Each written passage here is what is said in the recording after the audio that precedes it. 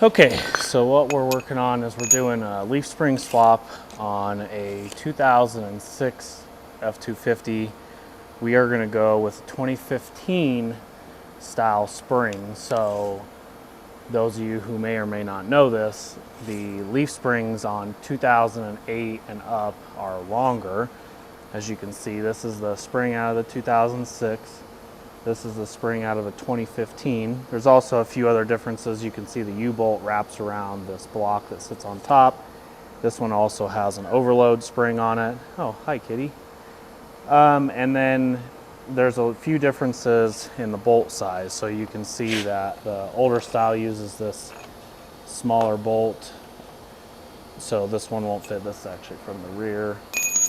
And then this one uses a bigger bolt here. So this one I've actually cut up, unfortunately. I was trying to get it out. These are absolutely tight. They torque to like 500 foot-pounds. They're Loctited. They fight you the whole way out. A torch would have really helped to try to burn some of that Loctite out. So, so here you can see we've got the leaf springs pretty much butted up against each other and pretty centered.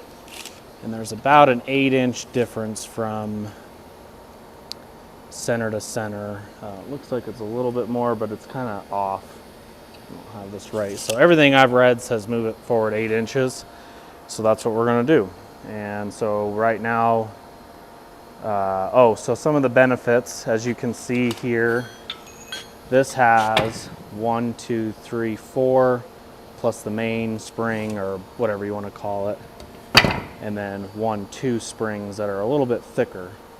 So the idea about these is that you get longer for more, Ford claims more load carrying capacity and then also a better ride. I know for sure these trucks, this 06 rides like absolute dog water. So I know people are gonna say, oh, it's the 22s with the rubber bands, which yeah, that doesn't help, but a lot of it's in this spring. So what we're gonna do, we're going to test fit this, and then we're going to burn the leaf spring mounts in place. And then we've got to wait on one bolt, so it'll be a couple days before I can do the test drive to verify, but I'm confident it's going to ride a lot better. So that's where we're at. So I'll show you. All right, so the other thing that I kind of forgot to talk about, and the reason why I want to go with a leaf spring pack that doesn't have an overload. For those of you who've had overload, they work fine. If you get a lot of squat and you can push down on these really good and have a lot of pressure on there, they're great. If you get like something that's just kind of borderline heavy, what happens is the contact between here, there may be an air gap or it may be very light on here. And when you hit a bump, they'll kind of unload, and then I think they make them bounce more. I'd rather have a fully soft spring that's not gonna hit this and go crazy. So I prefer an airbag with a soft spring to make up that load. Right now I'm not going to put airbags on this because, well, really just money, and then I don't really know if it needs it. I don't plan on towing anything super heavy with it. If I do get into that, I'll probably put airbags on it, but I'm more after the ride quality. I just drive this thing every day, put an engine in the back or a transmission in the back to haul back and forth or whatever every now and then, stuff like that. So really ride quality is priority, and then load carrying will be next. The other thing that I'm gonna do, I think, is I'm gonna take this lift block out of here, and so we're gonna lose about 2 inches of ride height in the rear, which should make it sit level, which is what I want. This is basically what you call a reverse level. I get it, it's not for everybody. Not everybody likes the look of this, or you know, you can argue all day. I have a truck on 37s already that's got a 4-inch lift block in the rear, not a 2-inch. So I have a truck that's high, this truck's low. It's just how I like things a little different. So that's what we're gonna do on this one. Tell me how much you hate it, tell me how much you like it. Either way, it's my truck, I like it. All right, so what we're gonna do is start by taking these wheels off. Already took those lug nuts off.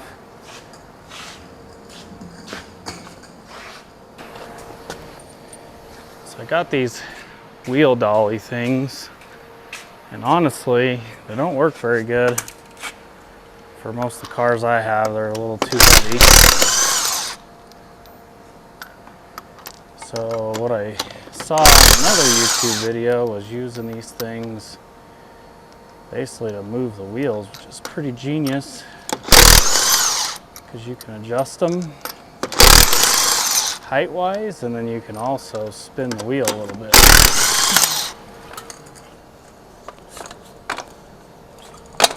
Spread this thing out.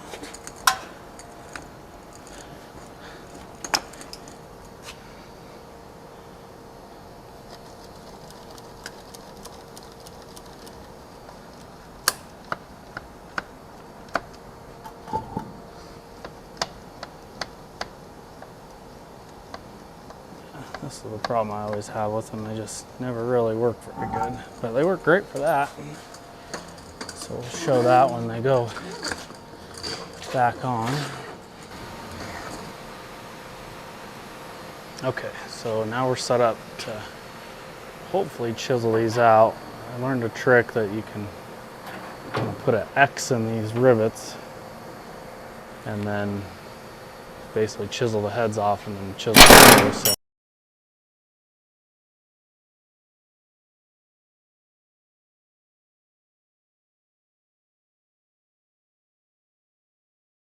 okay, so I screwed that last part up on the time lapse, but basically got those chiseled out, and then what we're going to do is we're going to move the whole thing 8 inches forward. I don't know, I think I'm going to weld it right to the frame. The 2015 that I pulled this off of, I saw there was some like 2 rivets in it. I thought that was weird, and then I noticed that it was welded on. So I think we'll get it maybe bolted up with like 1 bolt or something and make sure it's in the right place, and then we'll just burn it onto the frame permanently.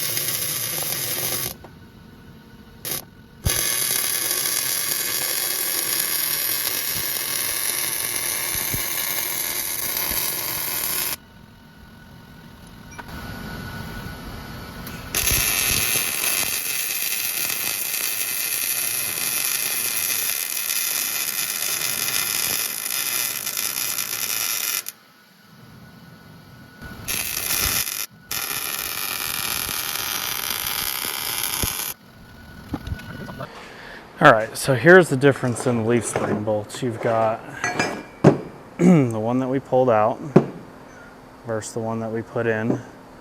It's a little bit bigger, so we're gonna have to drill that bracket out on the frame because it doesn't fit. It's really close.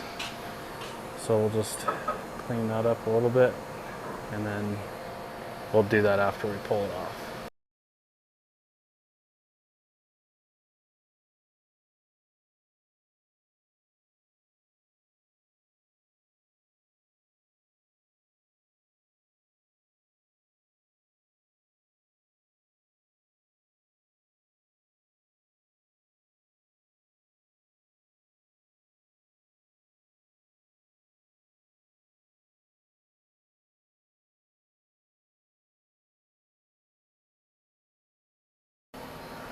All right, so the last major pain, or whatever you want to call it, is the bracket for the parking brake. And what I did is I just relocated it. I basically cleaned it up, And I'm basically just going to relocate it here along the frame, so we'll get that welded on right there and should be good. Cable kind of runs through the factory brackets. Need to take that twist out of that, but aside from that, it should be good. I like that, I think. We'll weld it.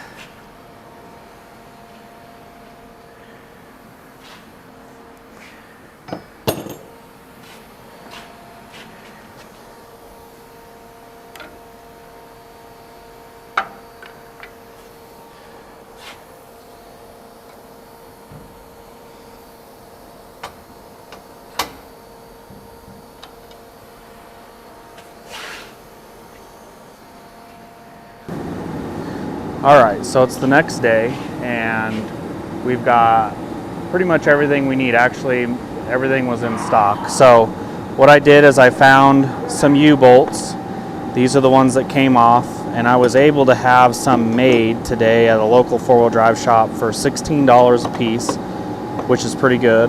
And as you can see, basically the same thing, but they have a lot more thread engagement. So they're a little bit shorter there, but they have way more thread engagement, plus they are fine thread versus coarse thread. So this is what we're going to do. We're going to put these on now. We got all new ones, so we're going to take one side off and put the other ones on.